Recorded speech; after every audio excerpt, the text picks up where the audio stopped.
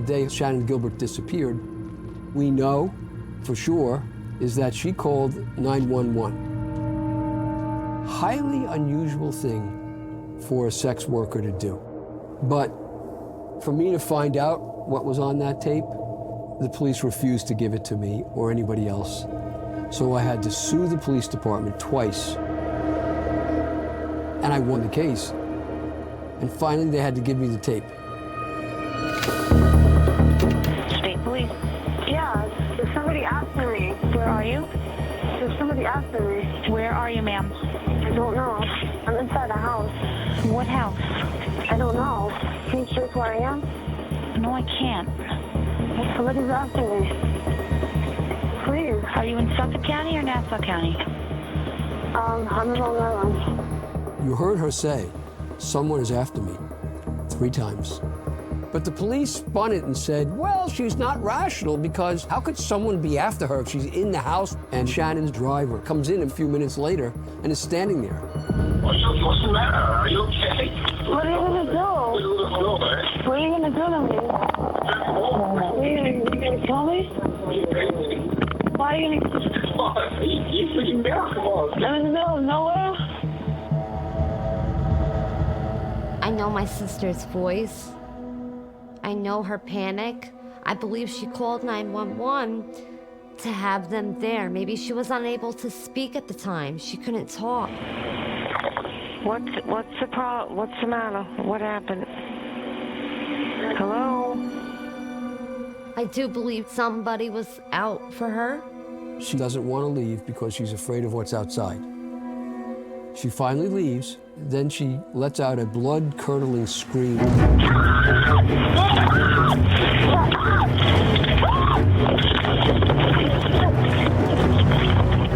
Somebody was after her, just like she said.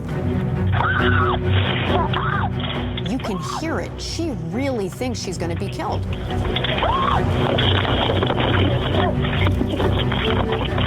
And Shannon bolts, runs, knocks on doors, finally ends up at a house of a man named Gus Coletti. Somebody here too? Huh?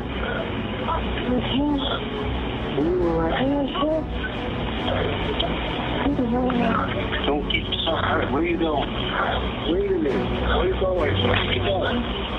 And then she runs away from his house. Suffolk Police.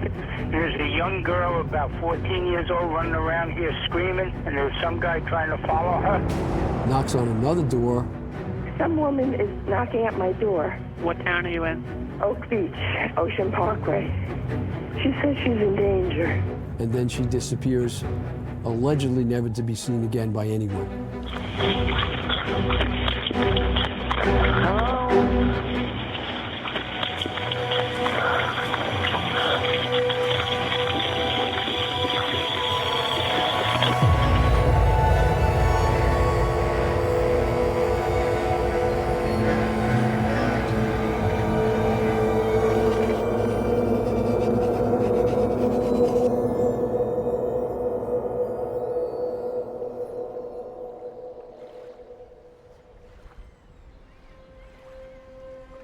This was all a crock from the very beginning. The police certainly knew about the 911 call, but the police couldn't describe what had occurred and why. And the things they kept saying were all falsehoods. They were all bizarre. Something was up. Something was wrong. And when Shannon was found, I asked for the autopsy report. Typically what happens is after there's an autopsy that's done, the medical examiner calls the family in and tells them what they found. Here, months went by and no medical report. And we finally got it, and we went to the medical examiner's meeting on the autopsy. There were 3 detectives from Suffolk County Homicide. What are they doing here? This is a civil proceeding.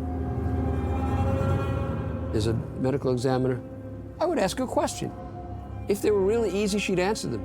But sometimes she would get out of her chair, go over to the detectives, whisper together with them, come back and answer the question, or refuse to answer it. I'd never seen it before or since. I mean, it was ridiculous. Somebody frustrated that investigation, and it was Burke. And you say, why Burke? Well, when we come to know who Burke really was, as I have very well, you'll understand exactly why Burke. We started to hear these stories about Chief Burke. Burke rose to power despite a department investigation early in his career involving allegations of drugs, a lost gun, and a sex worker in his squad car. Her name was Loretta Rickenbacker, and I took Loretta's case. She was charged with some crimes, and I helped her out. And from her, I learned a great deal about Burke. And then from some other sex workers who called me from all over the country who had shacked up with Burke. So you're alleging that these parties where Burke was at, where you were at. And how would you characterize his behavior that night? Aggressive. It was more of him grabbing me in an aggressive manner by my hair and shoving his, himself inside of me, choking. I remember tears, not tears. He did that uniformly for years, and nonetheless, he was promoted all the way to the top. Were other law enforcement there? Yeah, there were numerous people there. I mean, drugs? Yes. There was a lot of talk about these sex parties that he would go to. Parties with women and drugs. There were things going on in that department that shouldn't have been happening. But everybody just below him supported him. They made sure that everybody below them supported him. That's the department that James Burke had created. It was like a fraternity. I mean, it's really more of like what it was. It was like a big frat house. This is a man who is completely corrupted by and devoted to sex workers and in charge of the investigation of the deaths of sex workers. This fox is in charge of the hen house? How could you possibly expect a fair and honest result? Nobody in their right mind would say that, except the Suffolk County Police Department as we speak. Shannon, her manner of death is still listed as undetermined. And police had publicly said that they considered it to be accidental. Investigators believe Gilbert was not murdered by what cops believe is the serial killer that dumped the 10 other sets of remains at Gilgo Beach. Was this a cover-up? I mean, what are they hiding? Even now, John Ray believes that Shannon Gilbert was murdered by the same person who murdered all these other people.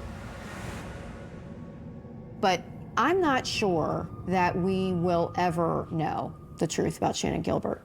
And so that mystery will continue.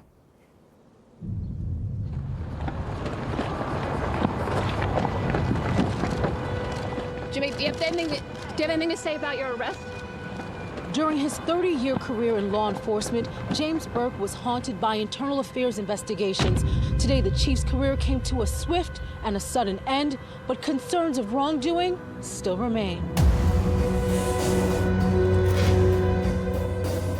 Chief James Burke assaulted a man while in custody. His name was Christopher Loeb. Christopher Loeb was out robbing cars in the certain area of Long Island. And he was going into the cars and taking things out, and all of a sudden he gets to a car in a driveway, and he goes in and he finds a duffel bag. He opens up the bag and he finds gun belt, magazines, ammunition, and sex toys and porn. And turned out it was Burke's department-issued vehicle. When Chief Burke found out about this, Burke had officers pick up Christopher Loeb, bring him to the precinct, and beat him up. Every time I asked for a lawyer, I got hit again, I got hit again, I got choked, I got punched, I got slapped, I got kicked. And so that was really what took James Burke down, because Christopher Loeb filed a civil rights complaint, and Burke was convicted. Today, the Suffolk County Police Chief stepped down. Burke was also overseeing the Gilgo Beach serial killer investigation. Numerous law enforcement officials familiar with the case say Burke blocked the FBI from investigating. At the time, we all hoped this would be a turning point for the Gilgo case. What do I need to know about Gilgo Beach and now the renewed calls of this investigation and trying to find the killer? But after James Burke, so many years went by.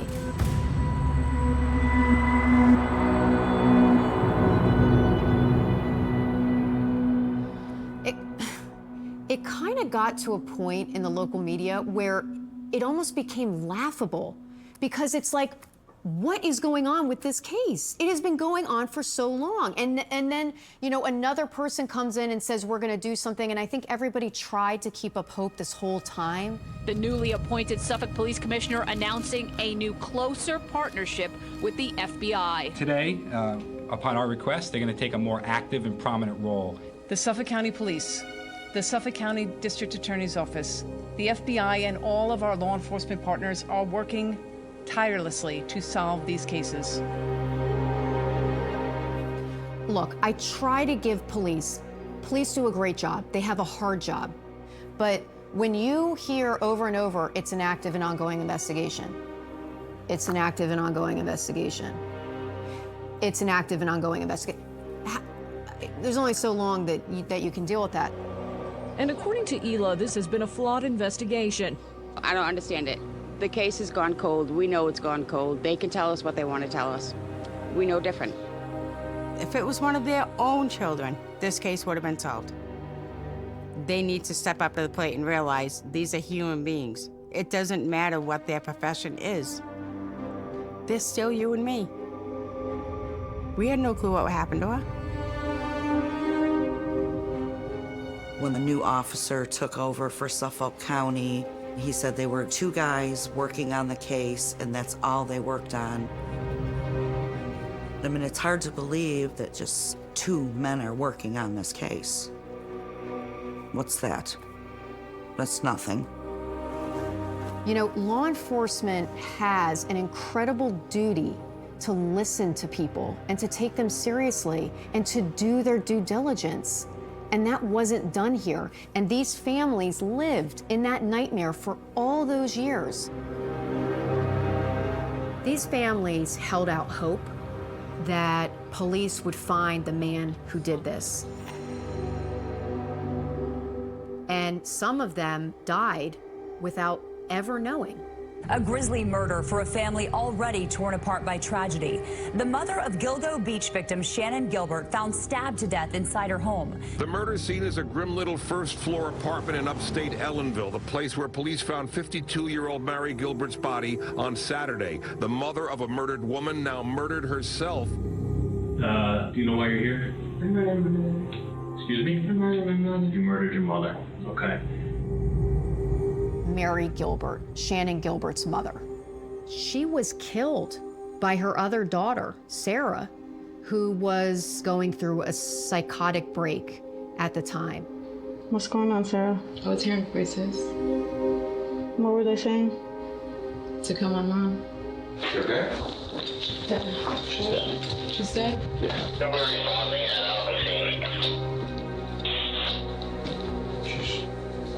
Who is it? It's her mother. Oh my God.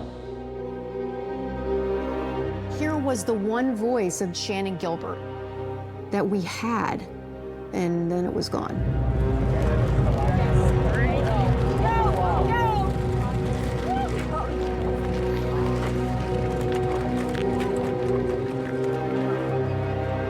All these years pass. These victims, their souls have to live in that just horrible place because no one's listening and no one's doing anything about it. That's what I'm left with that thought. Maybe they were thinking he's gonna get caught. They're gonna get him for what he's doing to me.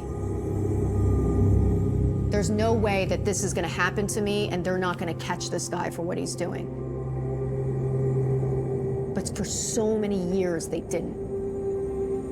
Their kids had to grow up without them. Their families had to wonder what happened to them. It's not right.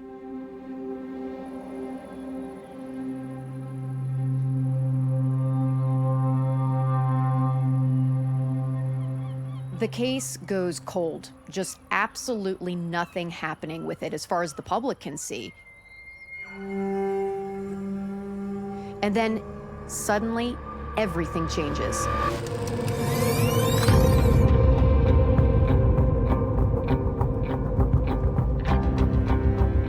I was born and raised in Suffolk County. I still live here. As a prosecutor, I've done political corruption cases, Colombian drug cartel cases, I've done MS-13 cases, white-collar cases. But the interesting aspect of Suffolk County is we have this cold case on Gilgo Beach that have gone unsolved. Suffolk County Police announced a new effort to put together a task force to solve one of Long Island's most notorious criminal cases. They're bringing together what they're calling a dream team of detectives to take a fresh look at this cold case. We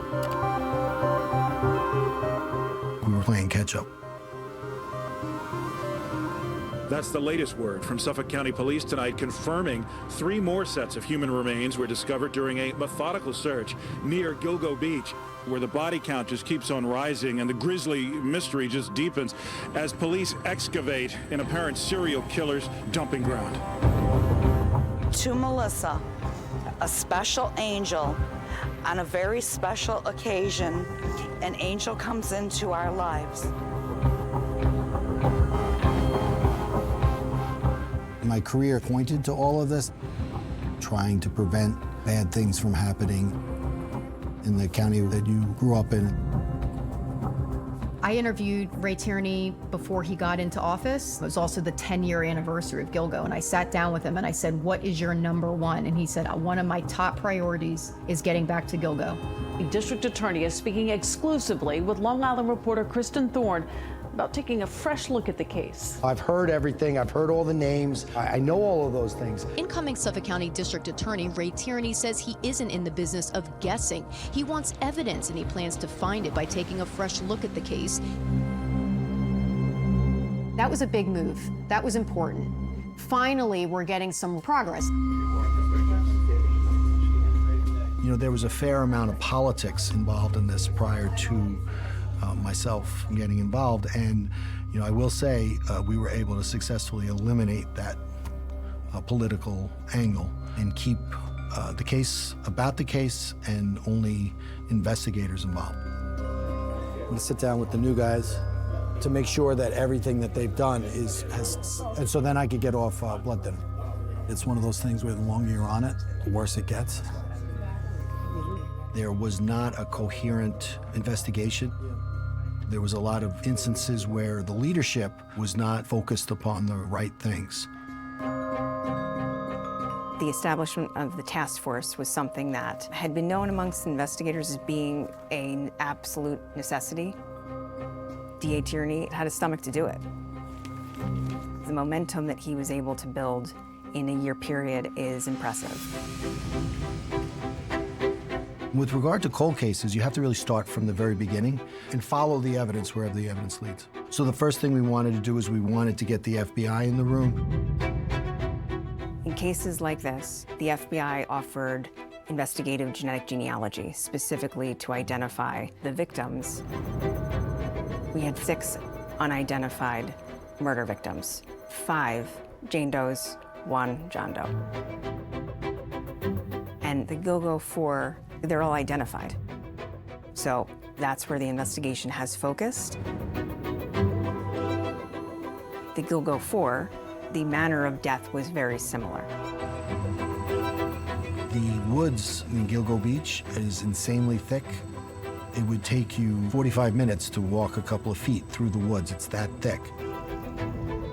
So rather than bury a body, the perpetrator would go onto Gilgo Beach and just ease the bodies into the overgrown woods covered with camouflage burlap. That way, no one's gonna see it. What it tells me is whoever dumped those bodies really knew that area well. Everybody had a little piece of evidence. Suffolk County PD had a piece of it. The Suffolk County DA's office had a piece of it. So the next thing we did was we digitalized the evidence, so make it searchable for everyone.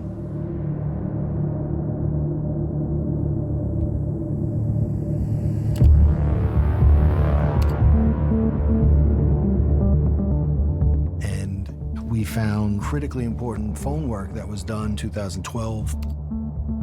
With that, we were able to re-examine all of the evidence that was there. And we saw that the killer used 4 separate burner phones to lure an other individual out so that person could be killed. We called it the kill phone.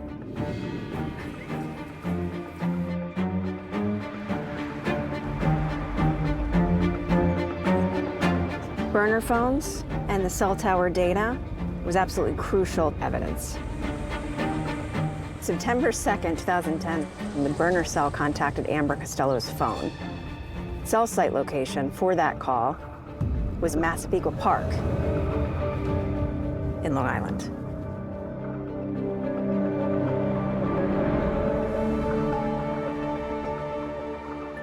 The night Amber disappears. She fields a call. She gets off the phone, and she's giddy, you know, she's like, he offered $2,500, and I'm like, it just doesn't seem right. I'm like, you know, something seems off. Like, who would offer you that kind of money? I'm like, for an overnight, you know, this and that. And it just didn't seem right. But she was, you know, she was happy, so I didn't, you know, I was, whatever.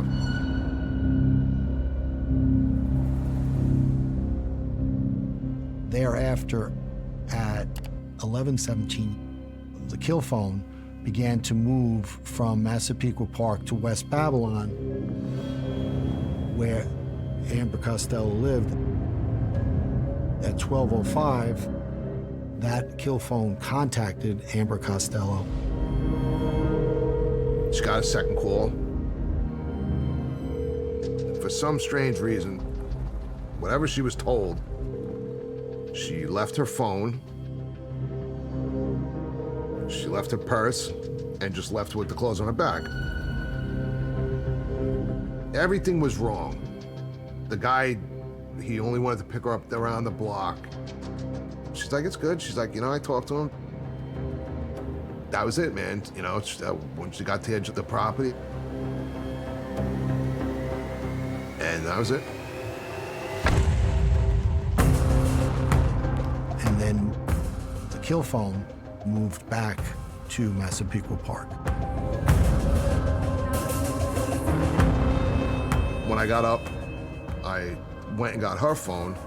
Numbers were there, like, you know, I was like, oh shit. I'm like, you know, so I call it back. It rung, someone picked up and hung up, called it back again, it rung, went to voicemail. Third time I called it back, it was done. It was dead, the phone was off, you know. Never saw her again. He would use the kill phone once and discard it. Purchase a second kill phone, discard it, and so on.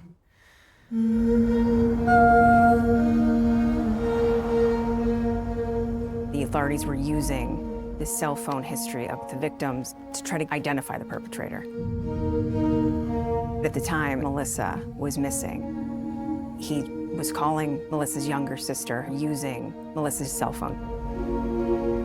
He actively stalked her.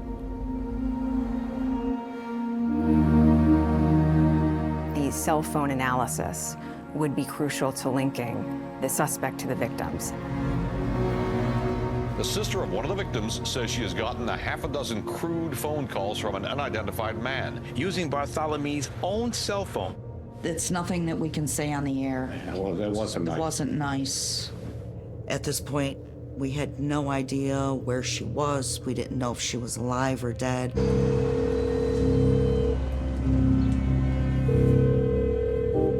I was at my cousin's house. All of a sudden my phone rings and it says Melissa. There's a man on the other line. It's not my sister, and I'm thinking maybe somebody found her phone or found her, knows where she is. And I was was just kind of asking questions. I was waiting for the answers. He just called her a whore. He knew some things about me, so obviously he had her phone, so there was probably pictures in it. There was one time I grabbed the phone and the guy heard my voice and hung right up on me. And then a day or so later, he called Amanda's phone back. He stated that she was dead. And I had to tell my mother.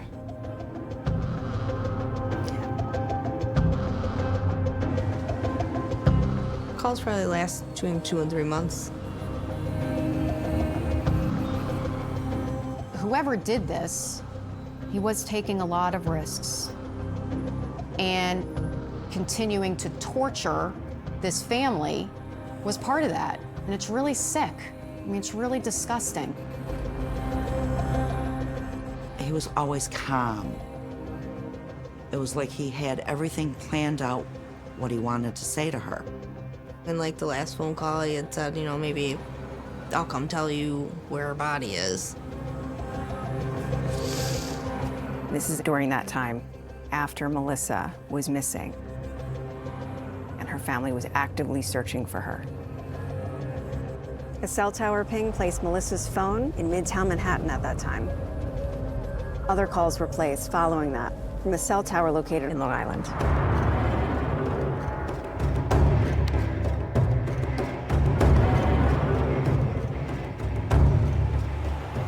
So now, we knew the killer was in the Massapequa Park area as well as the Midtown Manhattan area.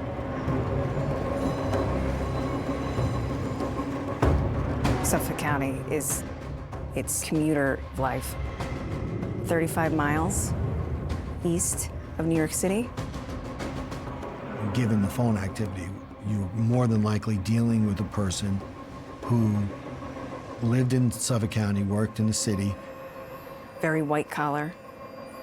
A lot of cops, firefighters, teachers. There is someone out there killing people, torturing, dismembering.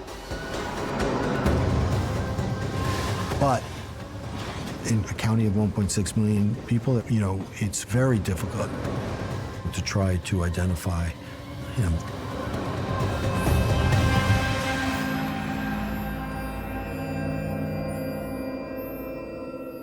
We need a new perspective.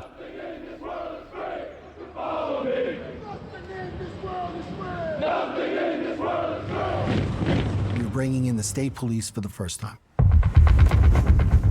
The police commissioner had come to us and asked us to join the task force. Different eyes, different people looking.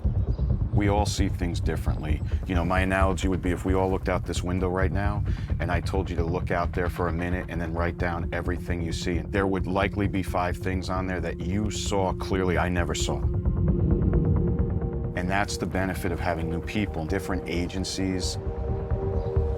There was numerous people from which we could have chosen from, but we ultimately decided on one individual, and that was investigator Tiffany Attai. She was in the Troop L, Long Island, Major Crimes Unit. This is a unit where the members assigned to this unit are some of our more experienced investigators. And you are looking for that needle in the haystack. So much different evidence, and you're trying to figure out a way of how does this all fit together. But then, in that time of doing a deep dive, there were a couple of things in those case files that jumped out at her.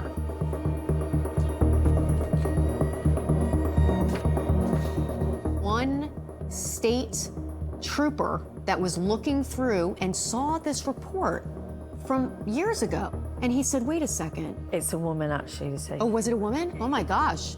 No doubt, because, I mean, you know. hello. Hello. The attention to detail. Hello. This report says before Amber Costello disappeared, she was with another man, her friend. And he saw the potential suspect This was all reported to police at that time. This is my statement or whatever. In 2010, it's the first contact I had with police when Amber disappeared. I told them everything.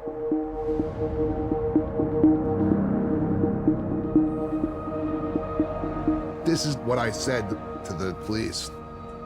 That one time, she just got a call, probably like a month before she went missing, you know what I mean? It was all set up through Backpage. So I was like, listen, I'm gonna go get, some pizza, went up the block, ordered a pie, and she calls. I'm like, what's the matter? She's like, you gotta get back here. She's like, this fucking guy, he started grabbing, pulling on me, get to the house and come running in the house. And there's this giant just standing in the living room, bro.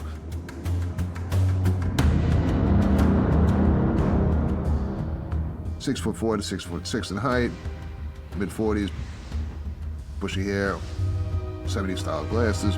Describing to the police appearing like an ogre. Just a big monster of a dude with just this look on his face like straight killers have. So I'm like, you gotta go. So he was leaving.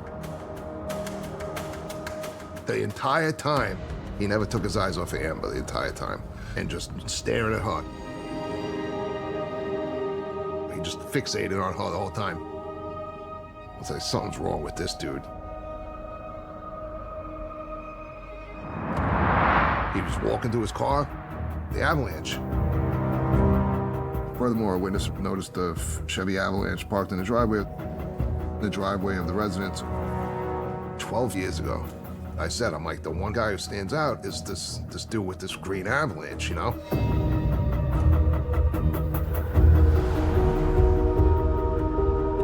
know how the way the back comes down, sweeping triangle piece and whatnot? No other truck looks like that. Back in 2012, the FBI did some sophisticated analysis using their CAS team, and they narrowed down a box. The box correlated to 200 residences within Massapequa Park where the cell phone calls could have been placed. And New York State Trooper Tiffany Attai, when she evaluated that FBI data against witness statements, she isolated a suspect based on that suspect's ownership of a green Chevy Avalanche. One name stood out. The green Chevy Avalanche, that was it. And then everything just started to So we got that information, and then we took that information, we compared it to the Massapequa Park area.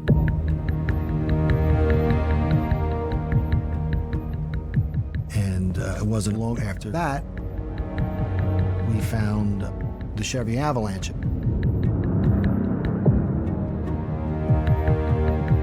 It was in March of 2022. Finally, we have a person of interest. This person had never been mentioned or looked at or identified prior to that.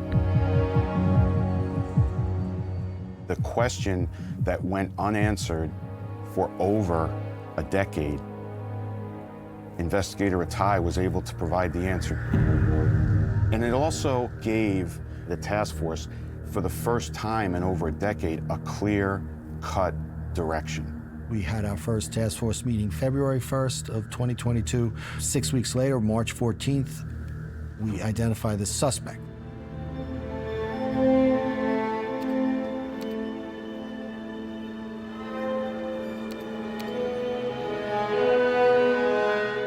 I'll never forget it because when you hear a name, the first thing you want to do is, you're looking to try to eliminate. Well, it can't be this person because of whatever reason. And the more we looked into it, the more it fit. And very quickly, what started to happen was a picture started to be painted. That picture became clearer and clearer and clearer. The suspect was an architect, worked in the city. Not only did he live in Massapequa Park, he worked in Midtown Manhattan. 6'4", 6'5", dark hair.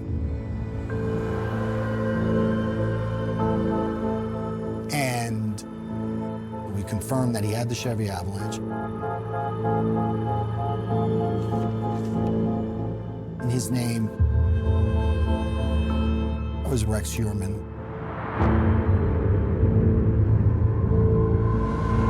Bam, we've got him.